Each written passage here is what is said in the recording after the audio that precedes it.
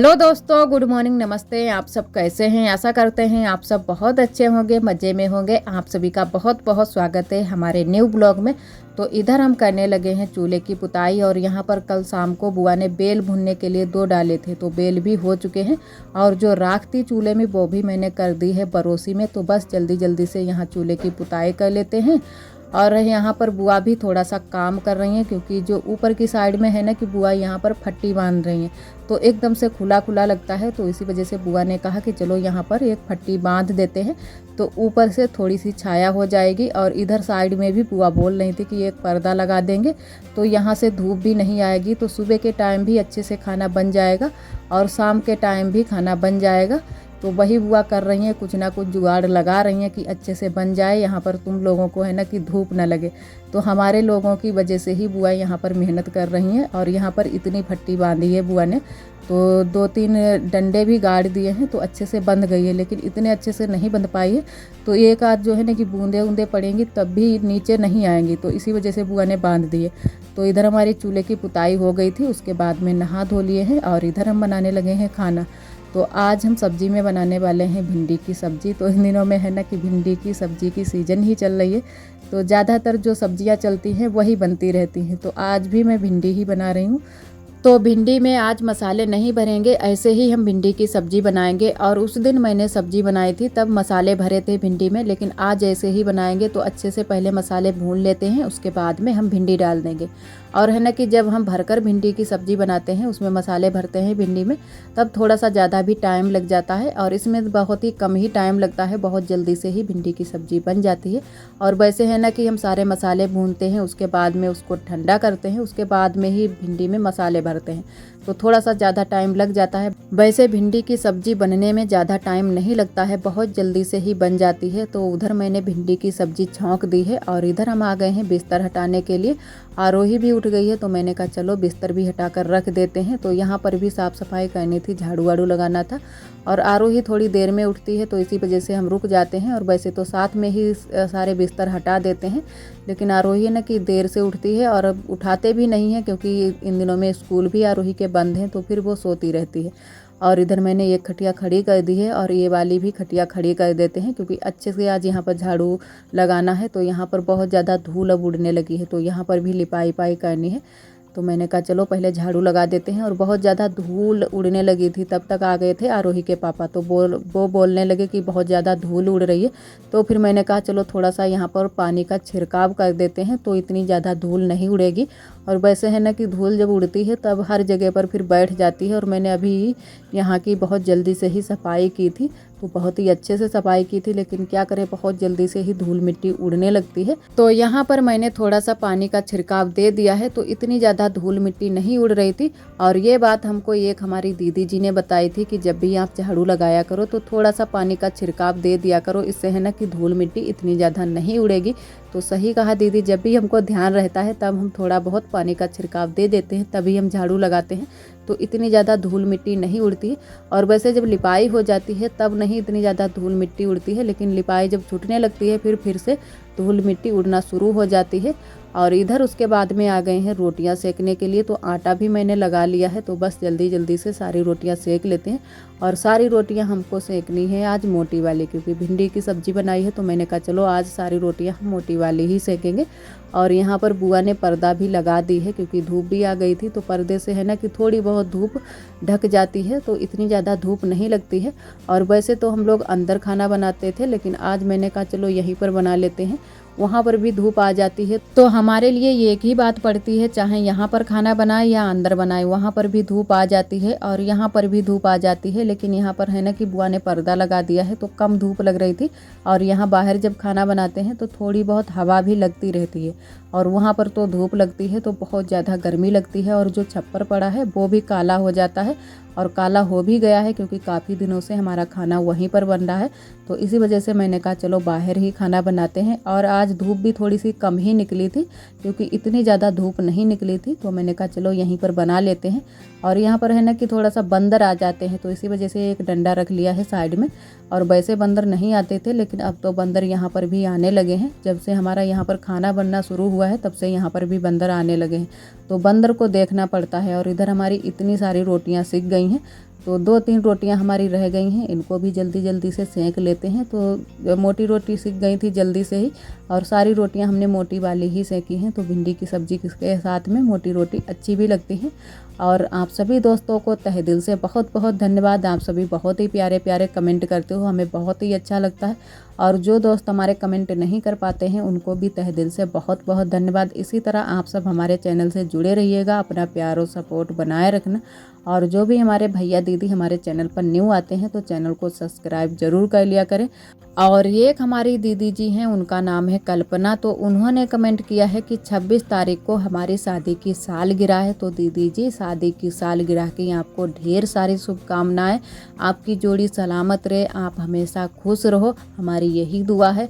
और ये एक हमारे भाई हैं सूरज भाई, तो वो भी हमारे ब्लॉग रोज़ देखते हैं और बहुत ही प्यारे प्यारे कमेंट करते हैं। तो सूरज भाई आपको बहुत बहुत धन्यवाद। इसी तरह आप सब हमारे चैनल से जुड़े रहिएगा, अपना प्यार और सपोर्ट बनाए रखना। तो बहुत सारे दोस्त हमारे बहुत ही प्यारे प्यारे कमेंट करते हैं, हमें बहुत ही अच्छा लगता है। और इधर हमारी रोटियां भी सीख गई हैं, तो एक ही रोटी अब बची है, उसको जल्दी से बना लेते हैं और बस सेंक लेते हैं। तो आज थोड़ी सी रोटियां हमारी जल गई थी, क्योंकि पीछे की साइड में थोड़ी सी जल गई थी। एकदम से बहुत तेज़ भी धूप निकल आई थी और गर्मी भी लग रही थी। तो मैं सोच रही थी कि जल्दी से सारी रोटियां सीख जाएं, उसके बाद में चलते हैं, थोड़ा सा पंखा अंखा चला लेते हैं, क्योंकि लाइट भी नहीं आती है। तो बहुत ज़्यादा जब गर्मी लग जाती है तो एकदम से उलझन सी होने लगती है। तो बस जल्दी जल्दी से सारी रोटियां बना ली थी। और इधर हमारे सारे काम भी हो चुके हैं, सभी लोगों ने खाना भी खा लिया है, बर्तन भी धुल गए, सभी काम घर के हो चुके हैं। उसके बाद में आरोही को तैयार करने लगे हैं। तो आरोही को मैंने अभी ही नहलाया है, तो बस आरोही को तैयार कर देते हैं। और इधर ये लोग आराम करने लगे हैं। तो ये लोग है ना कि जल्दी से तैयार हो जाते हैं और आराम करने लगते हैं, और हमारा काम थोड़ा सा लेट हो जाता है, क्योंकि आरोही को भी तैयार करना होता है। तो मैंने कहा चलो आरोही को भी तैयार कर देते हैं, उसके बाद में ही थोड़ा सा आराम करते हैं, क्योंकि थोड़ी देर ही हम आराम कर पाते हैं। और उसके बाद में फिर से हम काम पर लग जाते हैं। और इधर उसके बाद में फिर से काम पर लग गए हैं चारा खंदने में। तो चारा भी खंदना था और पापा चले गए थे खेत पर। तो यहाँ पर हम और हमारी ननद जी चारा खंद रहे हैं, और साथ में आरोही भी हेल्प करा रही हैं। तो आरोही तो हर काम में ज़रूर ही हेल्प करा देती हैं, जैसा भी कर पाती हैं वैसा करवा देती हैं। तो बस जल्दी जल्दी से चारा खंद लेते हैं। बस थोड़ा सा ही चारा था, इतना ज़्यादा नहीं था। और जो ये बाजरे का चारा होता है, जब तक ये हरा हरा रहता है तब तक तो बहुत ही जल्दी से ही खंद जाता है। और जब ये इसमें बीज आ जाते हैं उसके बाद में बहुत ही मेहनत लगती है इसको खंदने में। तो अभी तो एकदम से नरम नरम चारा है और एकदम से हरा हरा, तो बहुत ही अच्छा लगता है इसको खंदते हुए और मशीन चलाते हुए। तो जल्दी से ही चारा सारा खंद गया था। और उसके बाद में फिर अपने और काम पर लग गए थे, बगिया भी गए थे थोड़ा सा, क्योंकि बगिया में भी काम लगे रहते हैं। एक और हमारी दीदी हैं, उनका नाम है सानिया। तो वो भी हमारे ब्लॉग पसंद करती हैं और बहुत ही प्यारे प्यारे कमेंट करती हैं। तो दीदी जी आपका भी बहुत बहुत धन्यवाद।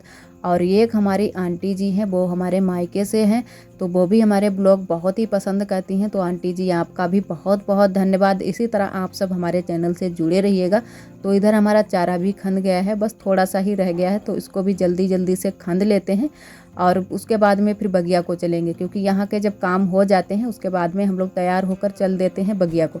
तो वहाँ पर थोड़ा सा टहलने के लिए, तो वहाँ पर भी अच्छा लगता है इतने टाइम। उसके बाद में ही घर पर आते हैं खाना आना बनाने के लिए। तो बस जल्दी जल्दी से चारा खंद लेते हैं। एक और हमारे दोस्त ने कमेंट किया है, उनका नाम है नूतन। तो उन्होंने कमेंट किया है कि आपके ब्लॉग बहुत ही अच्छे रहते हैं और मैं रोज़ ही आपके ब्लॉग का इंतज़ार करता हूँ।